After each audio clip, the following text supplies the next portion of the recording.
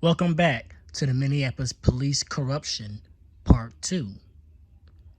If you remember in Part 1, we were discussing the origins of policing, of modern day policing, which originated in England. It was created, I believe, by the guy Robert Peel, and he used it as a quote unquote peacekeeping force to keep the peace in an occupied country where rebellions were a constant factor. I mean, that's a pretty sweet way of saying they kept their boots on the neck of the individuals who wanted to free themselves from their oppression, but hey, I digress. Anyway, that was part 1. On to part 2, corruption in Minneapolis Police Department and its origins, years 1867 to 1917. In its early years, the Minneapolis Police Department grew rapidly, with each new mayor appointing more officers to the police force as the city population skyrocketed. And for those who don't know about the history of Minneapolis, it was in the middle of a milling boom because of the waterfall. They call it St. Anthony Falls now. I forgot what the Native Americans, the Dakota, called it. It was a sacred waterfall to them. It's still on the Mississippi to this day. We call it St. Anthony Falls now, but it's a shell of its former self. But that allowed Minneapolis to generate a lot of hydroelectric power, and they were using this power for milling, from flour to creating cereal, etc. And Minneapolis became the mill capital of the world at one point. I don't remember the years. I think it was the late 20th century, the late 19th century, to the mid 20th century, if I remember correctly. But that might be incorrect. I might leave links in the description below. But that's why the city's population was rising, because it was the mill capital of the world for quite some time, and people were flocking there. Now to continue with the article. At the time, mayors were elected annually, and often the entire police department would change every year as the new mayor fired their political opponents and appointed their friends, family, and political supporters to police jobs. Not people who are qualified, but friends, family, and, quote, political supporters, which was a common practice across the country at the time. So this is not exclusive to Minneapolis, though they were doing it as well.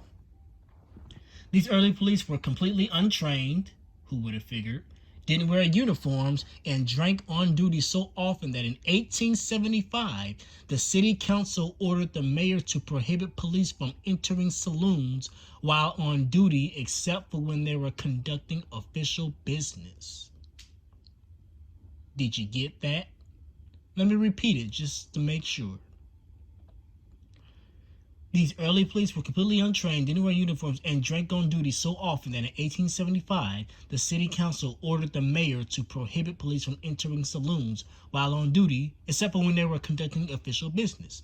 Basically, they were so drunk, the only time they could ever walk into a place where they could even get alcohol if they were in uniform is if there was a crime there, or they had something to do pertaining to policing. If not, they had to write laws to stop them from even entering the saloon because they were such drunken idiots. Often the laws that were enforced changed from year to year as well, particularly those around sex work, prostitution. Although brothels were mostly allowed to operate without too much trouble, the first fines were imposed upon, quote, the women of the town in 1878. In the first year alone, the city collected $3,470 in fines from sex workers, which is more than $80,000 in 2017 USD. The city workhouse was completed in 1886. Though the 13th Amendment, ratified in 1865, had prohibited chattel slavery, it had allowed for involuntary servitude, quote, as a punishment for crime. Now, we've heard this before, the 13th Amendment, neither slavery nor involuntary servitude, unless as a punishment for a crime, will be prohibited and blah, blah, blah. Essentially, the 13th Amendment did not abolish slavery, it limited slavery, which is what we're seeing in the prison system. Essentially, people who are in prison are slaves, legally slaves. they just put a nice spin on it and say, well, they committed a crime, so they're just doing this or they're doing that for 5 cents on the dollar or whatever. They get enough money to pay for whatever they need to survive, but they're essentially dirt cheap labor, which is it's not really it's a distinction without a difference compared to slaves. Same thing.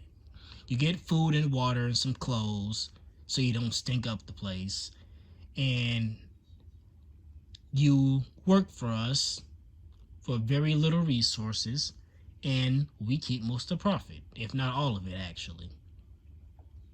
It's slavery. It's the same thing. But as you see, all the way in a northern state, the North Star state, Minnesota, this is not a Confederate state. It's not Louisiana, not Alabama, not Arkansas, not Tennessee. Minnesota is doing the exact same thing. Let's continue. As a punishment for crime, and the city made huge profits out of that loophole. Minneapolis benefited out of the 13th Amendment not completely abolishing slavery. If you committed a quote-unquote crime, you could still be treated as a slave. And who do we think this targeted more than anybody? This right here is one of the main reasons why Minneapolis needs to give reparations to the black Minnesotans, because they also exploited our labor for huge profits. But that is going to be a video in the future. Reparations in Minnesota and what Minnesota owes its foundational black American population. Keep that in mind. The city forced inmates to do a variety of work, including farming, making clothing, and working in the city quarry. In the first 4 years alone, the city made almost $9,000, which is essentially $250,000 in 2017 dollars from inmate labor. Early Minneapolis had even more brutal ways of dealing with crime, too. The city's first hanging was held in 1882.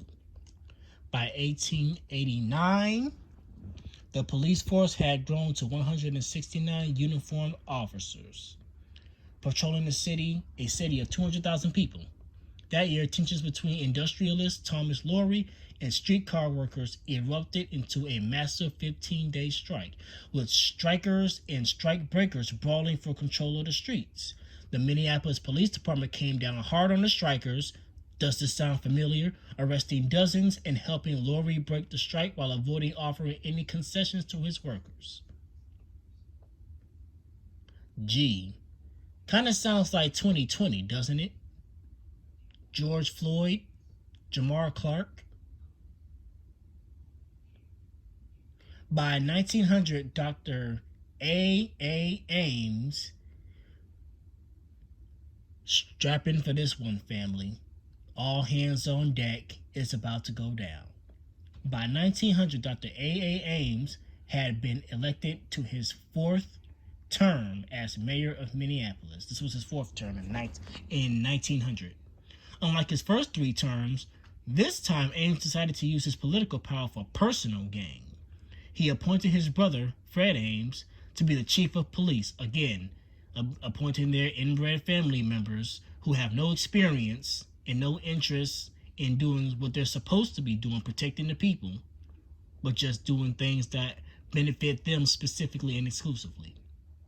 And quickly turned the Minneapolis Police Department into one of the most effective tools for corruption in the city. Under Ames, MPD officers committed graft, extortion, and burglaries, finally being stopped by a group of civilian activists in 1902. Family, there's a few things I want to unpack in that last statement, so let's break it down piece by piece. So this was Doc Ames' 4th term in the year 1900. He appointed his brother, Fred Ames, to be the chief of police, and quickly turned the Minneapolis Police Department, the MPD, into the most corrupt thing in the city, if not the entire state of Minnesota. So Ames was essentially the commander-in-chief, even though his brother was the actual chief of police, but they were working hand in hand, one who controlled the city and one who controlled the police, who essentially kept the masses in line. And under the tyrannical foot of Fred Ames and Doc Ames, the Minneapolis Police Department committed graft, extortion, and burglaries. This was essentially a street gang in uniform, subsidized by the city and bankrolled by the Minneapolis taxpayers' dollars. And what did they do? Did they defend the people? No. Did they stand up for the people? No. Were they protecting the innocent and attacking the corrupt? No, that was impossible because they were the corrupt and they were anything but innocent. They were attacking the innocent. This was a gang. Burglaries, breaking into people's homes and stealing their personal belongings that they worked hard for. That's what thugs do. Extortion, graft, that's what thugs and criminals do. This is mafia behavior done by official in uniform police officers in Minneapolis in the early 1900s. This is their foundation. Corruption, burglary, committing crimes, operating out of the same playbook that Al Capone would be, if not better. And they were all doing it, quote unquote, legally, because they're the police, don't you know? They weren't stopped until 1902 by a group of civilian activists. And if you've ever, for anybody who's listening to this, if you've ever experienced a home robbery, a burglary, or any sort of mob activity, you don't stop these type of people with a hug and a smile. You stop them with force. And that's what the civilians had to do to put the police back in line where they belong, protecting the people, serving the people, not being a corrupt political tool used to intimidate individuals so mayors can hold on to power. This is what the mayors were doing in Minneapolis and probably across other cities throughout the United States at this time, and still are doing. They're using the police as a political tool to force people to bend to their will. They use the police to intimidate their political rivals and to oppress the people and keep them in a constant deprived state of subjugation. This is the foundation of the Minneapolis Police Department. Corruption, extortion, burglaries, graft. These are crimes that thugs do, except these thugs wear uniforms and badges. They don't sack their pants, but I mean, hey, they still beat on people and steal people's personal property. So, to me, it's a distinction without a difference. To continue, MPD wasn't the only bad department at the time, of course not. Many early police departments were deeply complicit in corrupt political machines, but it did become infamous across the nation for the boldness of its crimes. Minneapolis Police Department was bold with how corrupt it was. It became infamous.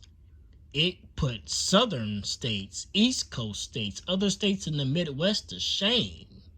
They were corrupt, but at least they were a bit more slick with it. Minneapolis said, here we are, and this is what we're doing. Who's going to stop us? This is beyond corruption when southern former Confederate states are looking at you and saying, well, gosh, you're not even hiding it. You're just being blatant with it. That's Minneapolis Police Department.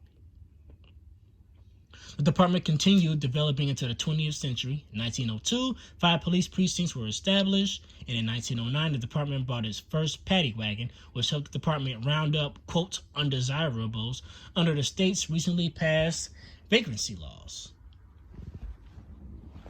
At the turn of the century, MPD often used its increasing power on behalf of the Citizens Alliance, a far-right group with powerful businessmen established in 1903. The Citizens Alliance used MPD to harass, infiltrate, and attack labor groups, preventing them from building political power and organizing unions, essentially stopping them from attaining the power, wealth, and influence they need to stop these thugs from going on a rampage. A lot of these organizations that were attempting to put the police back in their place, which is serving the people and not abusing the people, were killed in their infancy by this far-right businessman group called the Citizens Alliance. And this is what they would do. And it's not just in Minneapolis. Other cities would do the same thing. If any civilians organized to stop these police officers from acting like thugs, they would be targeted by the wealthy or the politicians who are using the police officers to keep their power, like the mayor.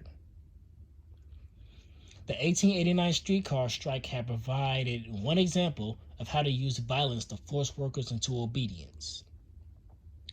And the 1909 machinist strike provided another. Police protected strike breakers as they crossed picket lines and helped to crush the strike without any compromise on behalf of employers. So did you get that? Essentially, if it was a protest and you have the strikers on one side and the strike breakers on the other side, the police would hold back the strikers but allow the strike breakers to cross the lines and attack those who are on strike. They would protect the strike breakers, but they would not protect, if not, they would just straight up antagonize the strikers, the people who are on strike. Clearly, the police were in the pockets of certain wealthy businessmen. And that's bias. You're supposed to be for the people, not for the wealthy. Despite their frequent mobilization against labor organizers, Minneapolis police officers established their own union, the Police Officers Federation of Minneapolis, in 1916, and were eventually welcomed into the American Federation of Labor. As the Minneapolis Police Department drew close to its 50-year anniversary, in 1917, the department numbered more than 300 officers. Without training, exerting power and control over a city of more than 300,000 residents. Over 50 years, or about its 50-year anniversary, it had more than 300 officers, and they still were not trained. MPD had made the city a lot of money, shut down several massive strikes, and been deeply implicated in the corrupt administration of Mayor Ames. If anything, the next 50 years would be even worse. So this is the end of part 2. Next phase, Minneapolis Police Department, 1917 to 1967. And yes, the corruption only gets worse. The Minneapolis Police Department became larger, more sophisticated, and increasingly brutal as the 1920s approached. What a wonderful start. By this time, the Citizens Alliance was a deeply entrenched force in the Minneapolis politics, and they continued to use MPD and other law enforcement agencies to push their anti-union agenda. In 1917, supposedly looking to support troops fighting in World War I, the Citizens Alliance formed their own private army, fully supported by local law enforcement, because we all know nothing could go wrong there, right? When another streetcar strike broke out in 1917, the Hennepin County Sheriff's Office quickly deputized the private army and deployed it onto Minneapolis streets. Very unpredictable. Nobody saw that coming at all. Nobody expected that. Nobody expected a bunch of organized thugs who created their own private army to use that army against the people, against the citizens who were standing up against corruption. No one expected corrupted individuals who created their own private army would use their private army in corrupted ways. Nobody saw that coming. Wink, wink. Nudge, nudge. With the Citizens Alliance troops armed with rifles and bayonets, the strikers didn't stand a chance and were quickly defeated. In other arenas of community control, the Minneapolis Police Department was much less effective. During Prohibition, 1920s to 1933, that's the Great Depression era, Minneapolis Police Department attempted to arrest community members for possession of alcohol, but was often held back by the Minnesota Supreme Court. The court refused to uphold convictions of alcohol possession. Only those directly involved in the sales of liquor were punished. Meanwhile, a deep and unrelenting strain of white supremacy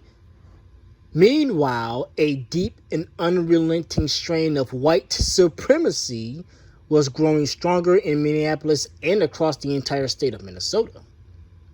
The KKK, or Ku Klux Klan, established more than 50 chapters across Minnesota. Now, anybody who tells you that bullcrap that the KKK was only in southern Confederate states, neo-Nazis were only in southern states, and all these Robert E. Lee Confederate flag waving inbred hillbillies were only in southern states. Everything south of the North Pole is the South. That includes Canada, and that includes the Union states as well. They had KKK members. They were racist, and they discriminated against black people like any other state in the in all, 49 states at this time, I believe. Hawaii and Alaska, I don't think there were states at this time. Maybe, correct me if I'm wrong in the comment section, but I believe at this time it was 48 states, maybe 49. I believe Hawaii or Alaska became a state in the 1940s. Anyway, to continue, the Ku Klux Klan established more than 50 chapters across Minnesota beginning in 1917, and a growing black population in Minneapolis was subject to racism of many varieties. Police brutality was a constant threat to the Minneapolis black community of the 1920s. On June 20th, 1922, MPD officers savagely beat and arrested 4 men for allegedly inviting some white woman to a dance. We all know how this goes, starts and ends. That same day, an officer tried to shoot a black man in the Mill City district after he refused to, quote, move on, only to be disarmed by the man who ran from the scene with the officer's gun. A true American hero. And that was not sarcasm. He was a true hero. He stood up to corruption and lived to tell about it. And honestly, even if this honorable black man did lose his life, he still stood up to corruption and took a weapon away from a domestic terrorist. He is a hero, and whatever this man's name is, salute to you, sir, for serving this country. Members of the black community, notably the Minneapolis NAACP, mobilized to demand reform of the Minneapolis Police Department. This was literally in 1922, 100 years ago. Still having the exact same discussion about police reform. It's been 100 years. How effective has that police reform been?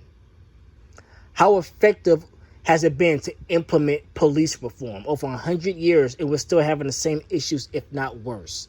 Anybody who tells you police reform is the answer is a flat-out liar. They're wasting your time, and they're just going to give more resources and more capital to the thugs, the Minneapolis Police Department. If a police reform is not successful in a century, then it will never be successful. It's not designed to be, because it doesn't go to the root of the problem, which is punishing white supremacy, especially if they have a badge. Members of the black community, just reiterating here, notably Minneapolis NAACP, mobilized to demand reform of the Minneapolis Police Department. The call for police accountability were largely ignored. Never heard that before. And racism in the MPD continued to be a major problem. The Citizens Alliance continued to mold the Minneapolis Police Department to a more effective tool to do their bidding. In the mid-1920s, first of all, I wonder if there's some sort of soft form of the Citizens Alliance that still exists to this day. I'm going to have to look that up.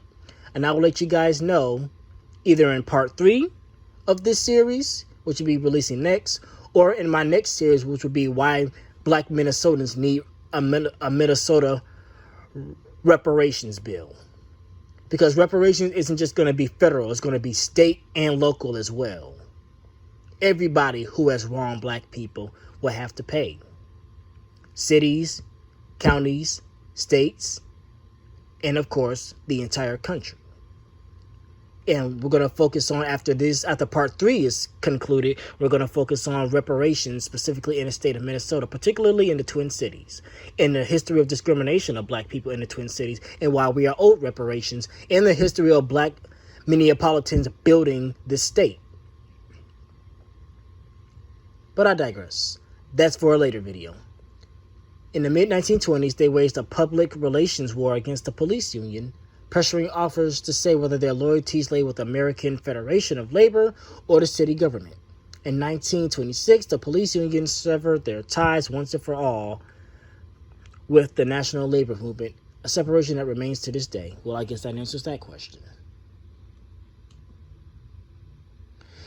The late 1920s led to other changes in the department as well. The first Minneapolis Police Department training was held in 1929. The first training for armed thugs, police officers, was held over 60 years after their inception. Just keep that in mind. 62 years after the establishment of the department. The training was indicative of a larger trend across the country, professionalization, where police departments work hard to establish the idea that they were the foremost experts on crime prevention in the community. At the time,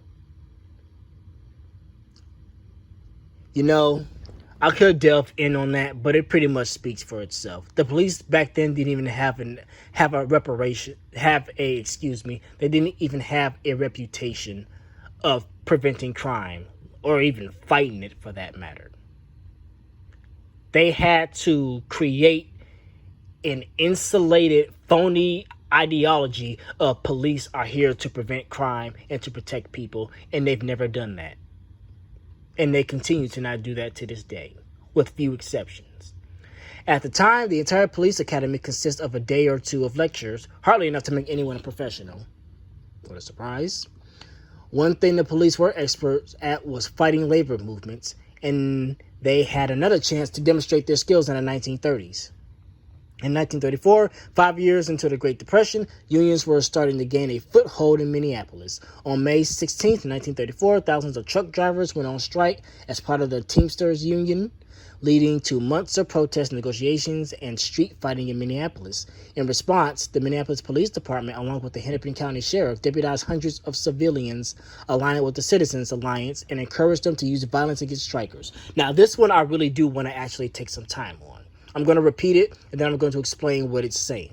In response to unions gaining a stronger foothold and having a lot of protests, negotiations, and street fighting in the streets of Minneapolis, when the citizens were not treated right and they were exercising their constitutional right to reinforce law when there was lawlessness, especially the lawlessness emanating from the individuals who are supposed to enforce the law, the Minneapolis Police Department, along with the Hennepin County Sheriff, deputized hundreds of civilians aligned with the Citizens Alliance and encouraged them to use violence against strikers. Family, this is asymmetric warfare. This is collecting irregular forces of white supremacy and using them to attack innocent people.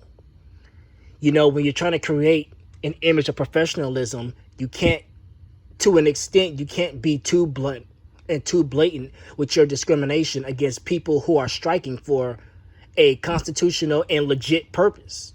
So you need irregular forces, people who are lined up with you, but not necessarily in your police force, and you use them to do your dirty work, and then you come in and clean up behind them.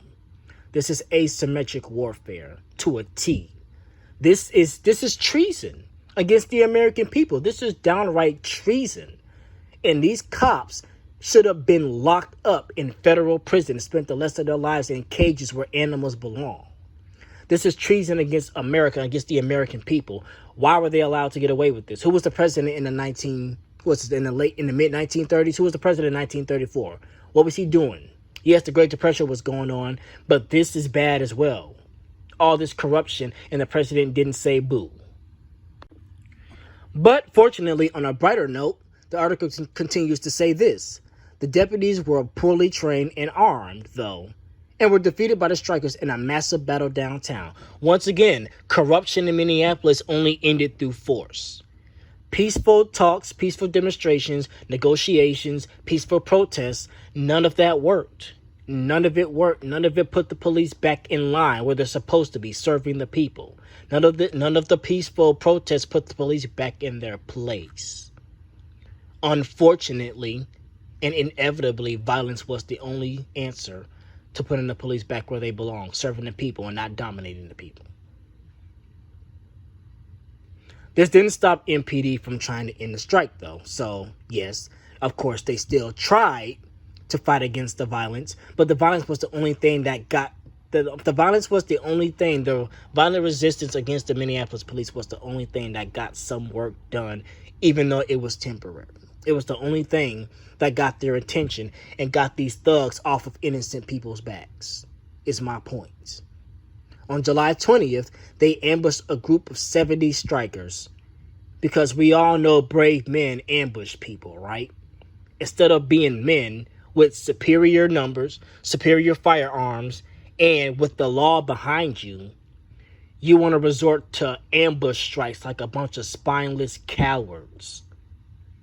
Just like the police in Uvalde, Texas, who waited over an hour to go into the building. And then on top of that, it was a off-duty cop, or I believe he was a retired cop, who actually went in and shot the killer, risking his life to save the kids that these cowardly Texas police officers would not.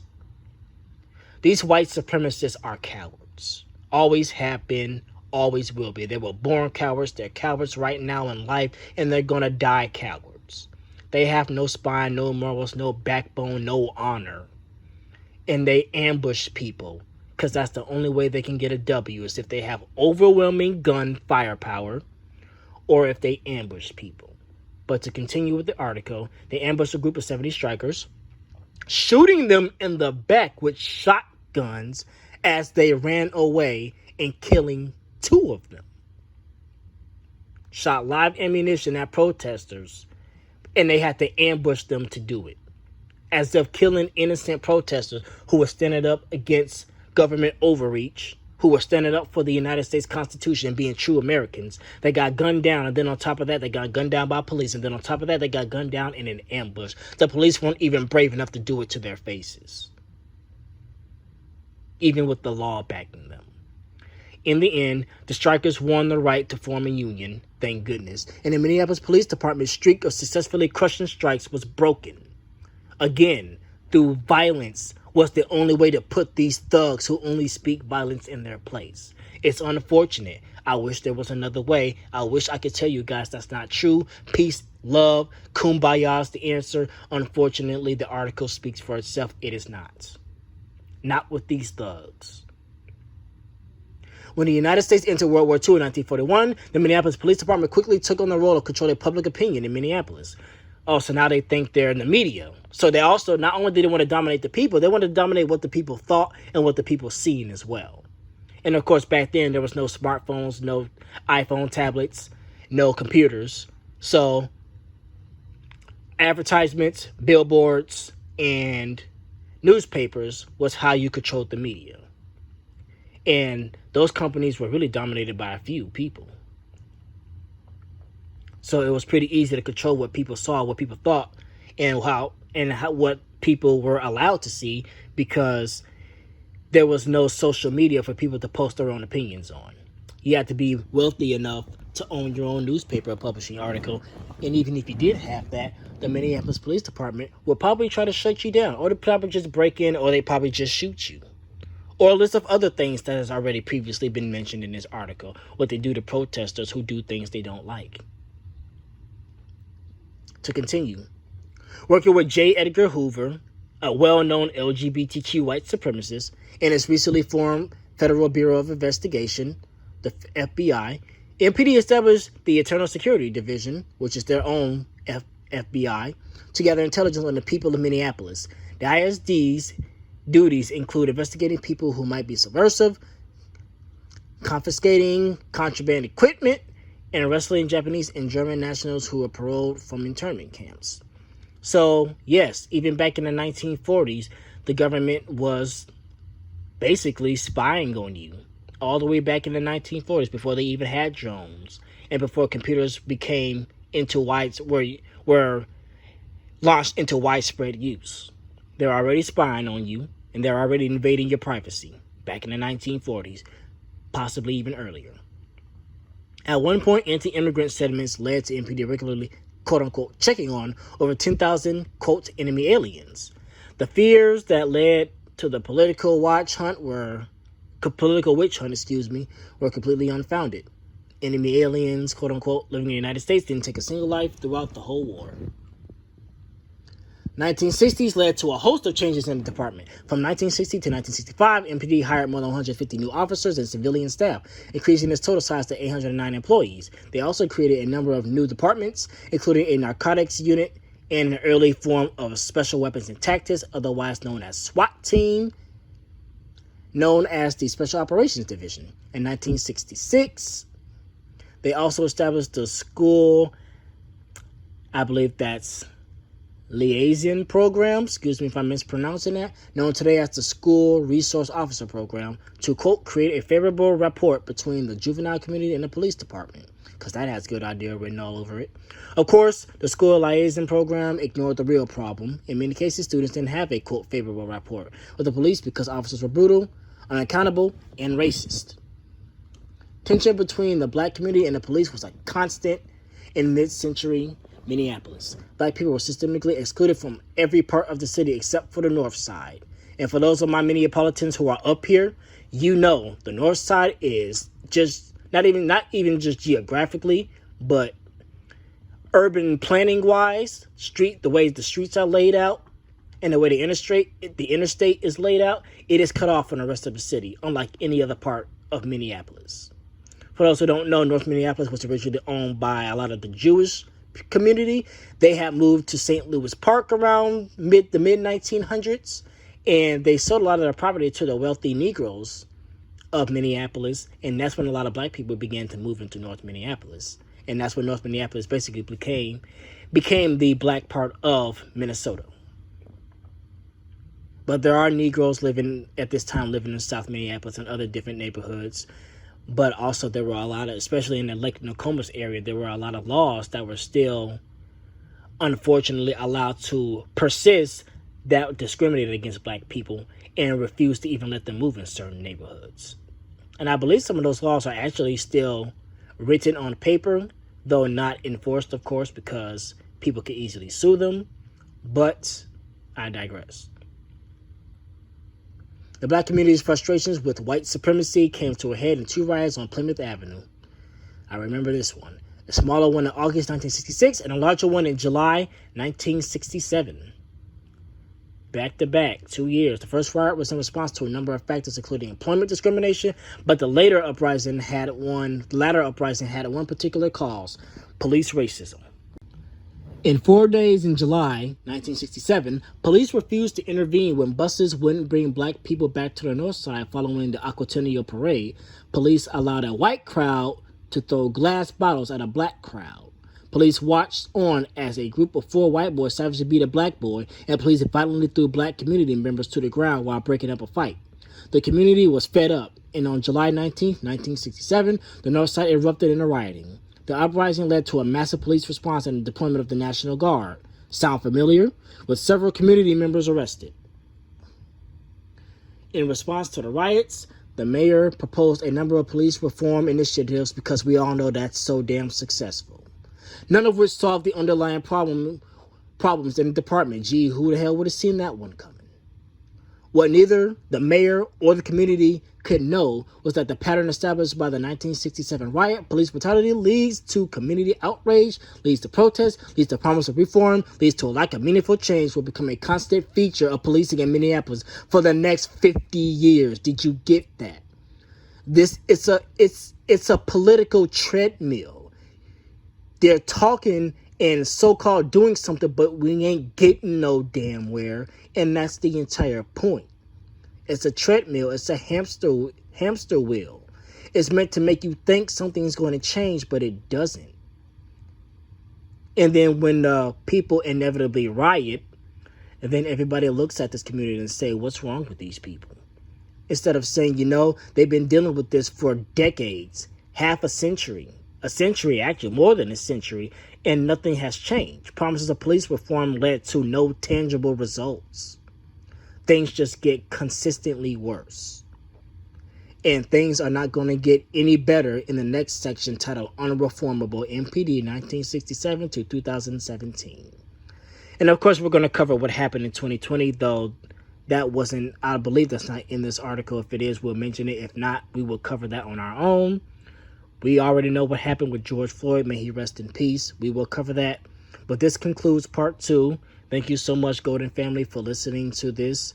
This is very important information, and it's setting the groundwork for why black Minnesotans need reparations, not just federally, but from the state of Minnesota, from Hennepin County, and from the city of Minneapolis. And we have not forgotten about St. Paul. We will get to St. Paul as well. Thank you, Golden Family. Stay blessed.